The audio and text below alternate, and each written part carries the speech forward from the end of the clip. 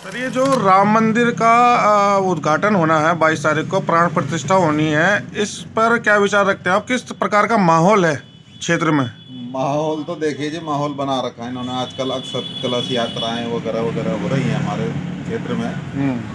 चलिए ठीक है, पब्लिक का भी मनोरंजन हो रहा है। लेकिन ये शिलान्यास और क्या प्राण प्रतिष्ठा, ये चीज़ें समझ से बाहर हैं। जब तक बिल्डिंग मंदिर की पूरी नहीं बनी है, मंदिर पूरा नहीं बना है, तब तक कोई शिलान्यास या प्राण प्रतिष्ठा का समझ से परे है। ऐसा बीच में क्यों हो रहा है प्राण प्रतिष्ठा? इसलिए क्यों, अब चुनाव आने वाले हैं, अपना प्रचार करना है।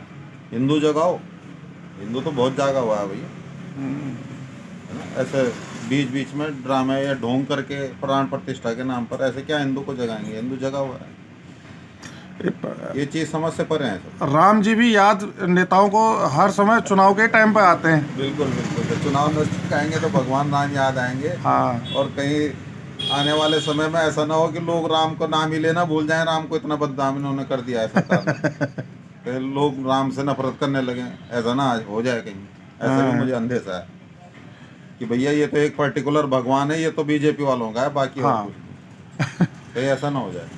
बजरंगबली बजरंग दल का हो गया। बजरंग बली बजरंग दल के हो गए, राम जी बीजेपी वालों के हो गए। हाँ। अब पता नहीं बाकी लोग क्या क्या करेंगे, कौन से भगवान को मानेंगे।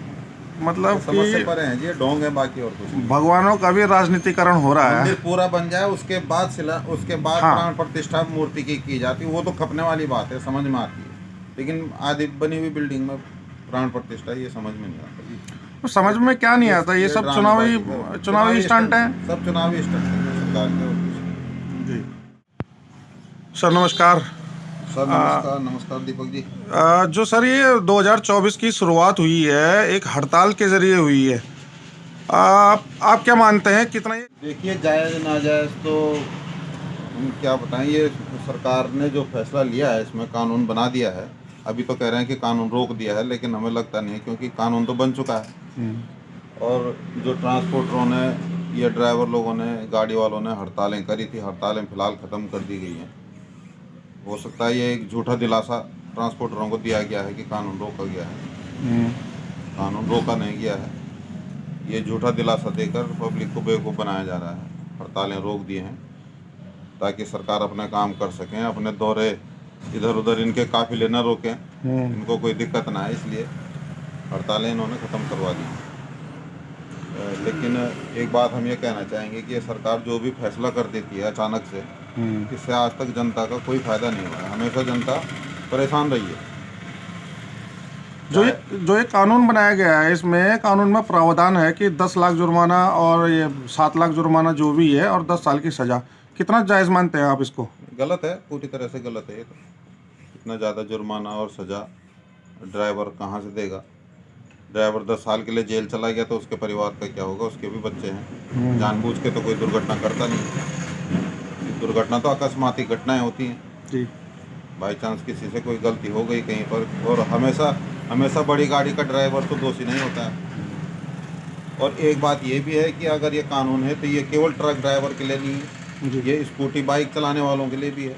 पूरी जनता के लिए, पूरे देश के लिए है। अगर नियम है तो नियम तो सबके लिए बराबर है। ड्राइवर तो कोई भी, उसे स्कूटी चलाने वाला भी ड्राइवर है और ट्रक चलाने वाला भी ड्राइवर है कि नहीं? और सर अगर गलती से ड्राइवर की ही मृत्यु हो जाए तो उसके लिए क्या प्रावधान है? उसके लिए तो अब सरकार ने अभी तक कुछ बताया नहीं है कि अगर ड्राइवर की मृत्यु हो जाती है तो ड्राइवर बेचारा और गया, उसके बच्चे कौन पालेगा?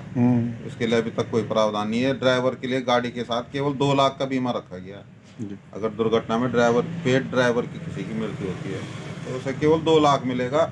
वो भी मिलने के लिए जाने कितना संघर्ष उनको करना पड़ेगा इंश्योरेंस कंपनी से, या बीमा कंपनी उस समय नौटंकी करती है, कई कई बहाने करके उसका वो बीमा भी बेचारे को नहीं मिल पाता है ड्राइवर को। ये सरासर गलत है। 10 लाख जुर्माना वाला। तो आपकी नज़र में कुछ सुधार हो सकता है इसमें? अगर हो सकता है तो किस प्रकार का?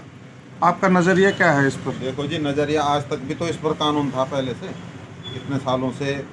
आज से नहीं, मेरे ख्याल ये तो कई सदियों से गाड़ियाँ चल रही हैं। और कानून जब से बना है, हमारा संविधान बना है, तब से एक ही नियम है। उसी को क्यों नहीं चलने देती सरकार? उस नियम में क्या कमियां थी जो ऐसा करना पड़ गया? और वो 7 लाख या 10 लाख जो जुर्माना होता है, वो मेरा ये भी एक सवाल है कि वो जुर्माना कहाँ जाएगा? अगर कोई ड्राइवर 10 लाख जुर्माना भर देता है, वो जुर्माना क्या पीड़ित व्यक्ति को मिलेगा या सरकारी खजाने में जाएगा? ये एक बहुत बड़ा सवाल है जो हमारी जानकारी में नहीं है, या हम जानना चाह रहे हैं कि वो जुर्माने की रकम का क्या होगा। जी।